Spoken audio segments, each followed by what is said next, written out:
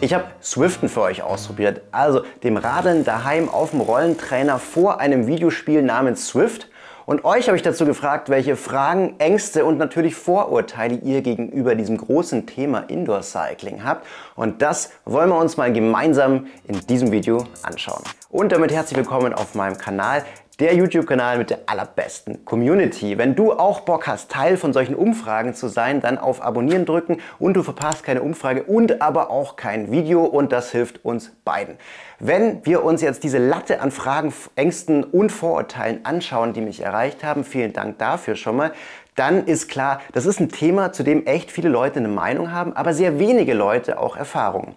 Und genau deshalb wollte ich mir das mal anschauen. Was ist Swiften eigentlich? Sehr gute Frage. Swiften ist jetzt einfach der Überbegriff für Indoor Cycling daheim. Ich habe Swift jetzt einfach mal rausgenommen, weil es die größte Indoor Cycling App ist mit der allergrößten Community. Über 2 Millionen Mitglieder sind nach eigenen Angaben von Swift dort angemeldet, in Deutschland sogar 80.000. Das heißt, man findet immer jemanden, mit dem man virtuell zusammen oder auch gegeneinander fahren kann. In dieser virtuellen Welt von Swift steuerst du einen Avatar durch Fantasiekurse und der Avatar fährt schneller oder langsamer, je nachdem, wie sehr du dich abstrampelst auf deinem Trainer-Setup daheim. Neben Swift gibt es dann noch ganz viele andere Anbieter, zum Beispiel Rouvy oder Wahoo Systems oder auch Peloton hat eine ganz eigene Trainingslandschaft, sogar mit Geräten. Und das ist ein Markt, der gerade wahnsinnig boomt und vor allem bei Profisportlern schon sehr, sehr im Fokus stand. Denn zum Beispiel hat man auf Swift auch die Möglichkeit, mit einem strukturierten Trainingsplan effizient an seiner Fitness zu arbeiten. Deswegen habe ich mich auch entschieden, Swift mal auszuprobieren, mir dieses riesen Setup da hinten hinzustellen, das wir uns gleich anschauen und bin nun Teil eines 12-wöchigen Trainingsprogramms, das Swift zur Verfügung stellt. Ob das Ganze funktioniert, werde ich im Laufe der nächsten 3 Monate sehen. Auch ob das Setup da hinten funktioniert, werden wir in weiteren Reviews mal besprechen. Aber heute soll es vor allem um den Einstieg gehen und auch welche Vorurteile ihr gegenüber Swift habt. Denn dazu gehört auf jeden Fall, dass es langweilig ist. Das letzte Videospiel, das ich persönlich gespielt habe, war Tony Hawk's Pro Skater 2 und das erinnert mich irgendwie ein bisschen an Tony Hawk's Pro Skater 2. Ein genialer Gamification-Ansatz, der mich von Anfang an in den Bann gezogen hat, ist, dass man Erfahrungspunkte, sogenannte Drops, sammelt. Yes, farbige Socken freigeschaltet. Man kann anfangs noch ohne Drops seinen Avatar nach seinem Gusto gestalten, mit Bart, ohne Bart, welche Hautfarbe, welche Haarfarbe, welche Frisur, mit Helm, ohne Helm und so weiter. Da kann man aus so einem Basic-Setup wählen.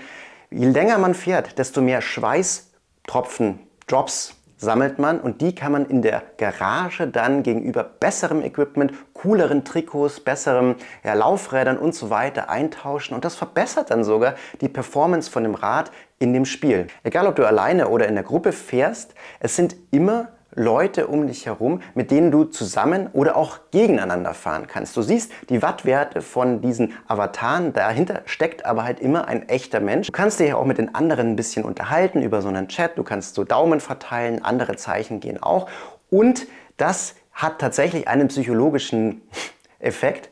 Man fühlt sich nicht allein vor dem Monitor. Jetzt bin ich allerdings kein Gamer, sondern eigentlich primär daran interessiert, meine Fitness zu verbessern. Und das geht sehr strukturiert und auch sehr individualisiert bei Swift. Es gibt eine ganze Latte von Trainingsplänen, die man voreingestellt auswählen kann. Man kann sie auch von Drittprogrammen importieren oder auch selber gestalten. Bei Swift ist es sogar so, dass du vor diesem eigentlichen Trainingsplan so eine Art Leistungstest machst. Und auf diesem Leistungsniveau basiert dann auch deine Trainingsintensität. Das heißt, da wird schon auch geschaut, dass du kein Übertraining betreibst, aber auch, dass du so gefordert wirst, dass dir nicht langweilig wird. Viele von euch waren mit dem Konzept von Swift schon vertraut und haben sich jetzt aber dafür interessiert, was kostet das Ganze und was für ein Setup braucht man denn daheim, damit man auch vernünftig swiften kann. Ich habe jetzt hier mal so ein Traum-Setup aufgebaut, auch in Kooperation mit den Herstellern von den Geräten.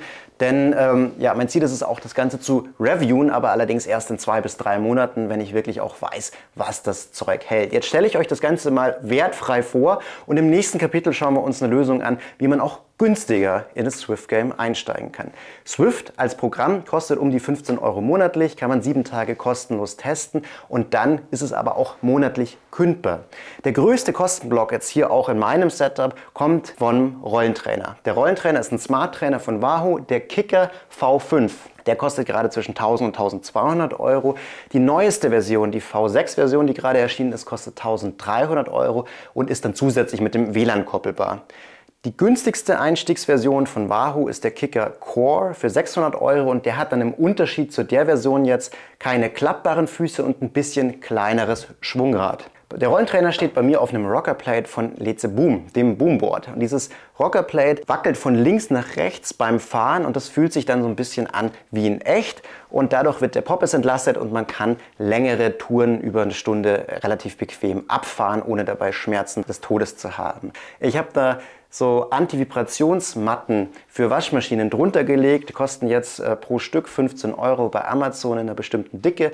Und ja, die sorgen eben auch dafür, dass es insgesamt dann auch leiser wird für die Nachbarn. Unter der Waschmaschinenmatte ist dann auch noch die Matte von Wahoo, die zusätzlich auch nochmal die Vibrationen aufhalten soll, aber vor allem dazu dient, dass die Schweißtropfen jetzt nicht ungefiltert ins Parkett reingehen. Was dann den insgesamten Preis meiner Pain Cave nach oben schraubt, unnötigerweise muss man sagen, sind die PowerLink Dual Zero Pedale, die ich hier von Wahoo verbaut habe. Das sind Powermeter Pedale, die ich aber eigentlich jetzt zum Swiften gar nicht brauche, weil alle Werte wie Trittfrequenz und Leistung in Watt wird von dem Kickr gemessen und dann auch an den Laptop bzw. an den Fahrradcomputer weitergegeben. Vorne, wie schon erwähnt, ist der Fahrradcomputer von mir, der Wahoo Element Roam in der ersten Version, der dann eben die Werte zum Beispiel auch von dem Wahoo Pulsmesser angibt und außerdem kann ich über diesen Fahrradcomputer dann noch steuern, wie hoch die Bremskraft von dem Schwungrad auch ist, sodass ich die Intensität eben erhöhen oder erniedrigen kann.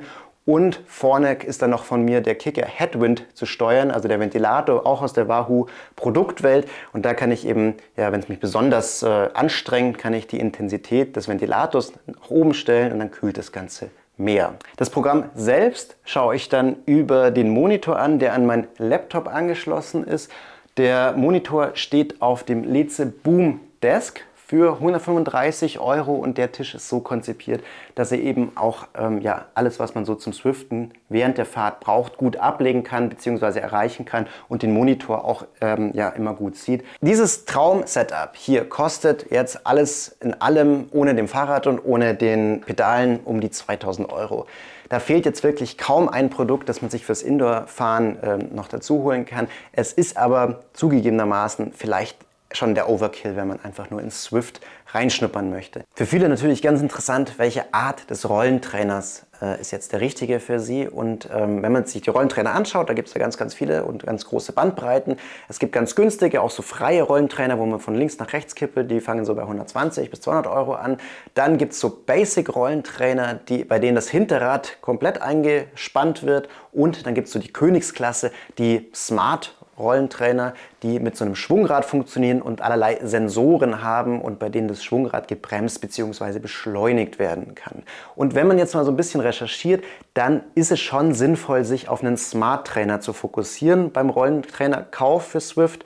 Es gibt allerdings auch Bastellösungen, wie man auch mit so einem Basic-Rollentrainer klarkommen kann. Und warum ist jetzt ein Smart Trainer besonders sinnvoll? Ein Smart Trainer misst sehr zuverlässig in der Regel Trittfrequenz und Leistung. Und aus diesen zwei Werten errechnet nämlich Swift den Widerstand, den das Schwungrad haben muss, damit sich diese Fahrt auf Swift realistisch anfühlt. Da kommen dann noch die Werte hinzu, ob du jetzt gerade bergauf fährst, bergab fährst, auf welchem Untergrund du unterwegs bist. Nämlich bei Kies ist es ein bisschen höherer Widerstand als jetzt auf Teer und auf Kopfsteinpflaster ist es auch sehr anstrengend. So ein Smart Trainer kostet zwischen 500 und 1300 € und das ist natürlich ein sehr, sehr hoher Eintrittspreis in die virtuelle Welt von Swift. Es ist allerdings auch mit anderen Alternativen weitaus günstiger möglich, sein Mindestsetup, das jetzt hier in dem Beispiel, das ich jetzt euch mal errechne, nur aus einem Rollentrainer besteht. Denn zusätzlich zum Rollentrainer solltest du vielleicht schon ein Pulsmesser und ein Fahrrad haben und irgendein Device, auf dem Swift läuft und Internet.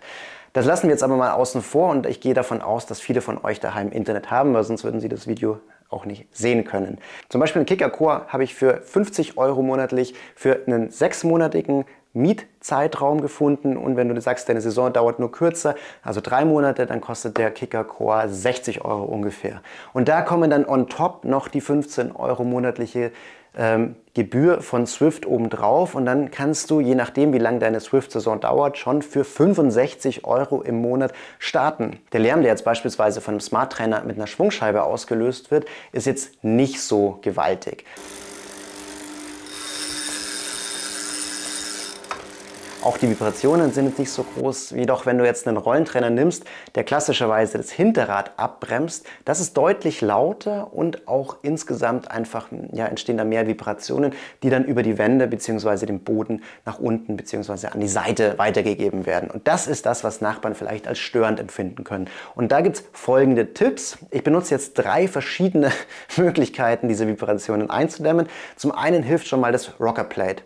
Und falls man das nicht möchte, diese Waschmaschinen Anti-Vibrationsmatten für 15 € bei Amazon, die sorgen eben auch dafür, dass diese Vibrationen nicht direkt zu spüren sind für die Nachbarn. Außerdem hilft jetzt hier in dem Setup auch noch die Bodenmatte und insgesamt ist jetzt hier weder im Nebenraum noch unter uns was zu spüren von meiner Swift-Sucht, die ich jetzt die letzten Wochen entwickelt habe. Viele haben sich auch gefragt, wie viel Platz man dafür braucht. Ich habe das jetzt gerade mal gemessen. Mindestens solltest du ungefähr 60 cm Breite einkalkulieren und ungefähr 1,70 Meter Länge.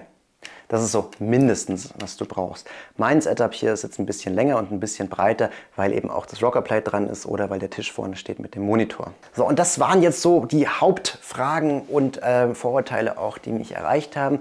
Wenn du noch was weiteres hast, was dich interessiert, dann schreib das auch gerne in die Kommentare und da dürften dann auch die anderen erfahreneren Swifter unter euch dann auch antworten, damit wir alle was lernen. Was aber allerdings ein sehr, sehr großer Punkt noch ist, auf den ich jetzt natürlich auch eingehen will, ist, dass es langweilig sei, dass es nicht das richtige Radfahren ist, dass Radfahren nur draußen Spaß macht und das ist eine berechtigte Angst, denn klar, Indoor-Radfahren ist nicht das gleiche wie draußen. Du kannst Indoor nicht simulieren, wie sich's anfühlt, wenn du durch einen schönen Wald fährst, wenn du das Vögelgezwitscher hörst, wenn du links und rechts den Morgentau im Gras einfach wahrnimmst und diese kleinen Details, das kann die Grafik bei Swift einfach auch nicht simulieren. Und ich würde jetzt auch nicht behaupten, dass es geiler ist, Indoor zu fahren als draußen, sondern ich glaube, was vielleicht wichtig ist zu verstehen, dass es kein Entweder-Oder ist, sondern es kann ein Und sein. Und das ist es zumindest bei mir, denn ich möchte auch weiterhin im Winter draußen fahren. Ich brauche dafür aber eine gewisse Grundfitness, die ich so jetzt gerade draußen nicht aufbauen kann, weil ich nicht so ultra viel Zeit habe. Und ja, ich würde auch gern jeden Tag zum Gardasee und zurückfahren. Es geht aber nicht. Und wenn ich eine halbe Stunde oder eine Stunde auf dem Ding da hinten hocke, dann bin ich so egoistisch und denke eine halbe Stunde oder eine Stunde nur an meine Wattwerte oder an meinen Puls. Und nach dieser halben Stunde bin ich dann wieder einfach so drin in meinem Alltag, dass ich den auch wieder easy bewältigen kann. Und zusätzlich nutze ich dann diese strukturierten Trainingsangebote, um meine Fitness eben für den Draußen-Einsatz zu verbessern. Und das ist zumindest meine Motivation. Vielleicht hast du eine ganz andere. Und wenn du Bock hast, mit mir zusammen zu swiften, dann adde mich gern unter Felix Carajo, kannst du mich finden. Sehen wir uns bei einem weiteren Video. Ich würde mich freuen, wenn du diesem Video einen Daumen hoch geben würdest und dann wünsche ich euch viel Spaß beim Fahren, egal ob drinnen oder draußen und seid lieb zueinander. Bis dann, ciao.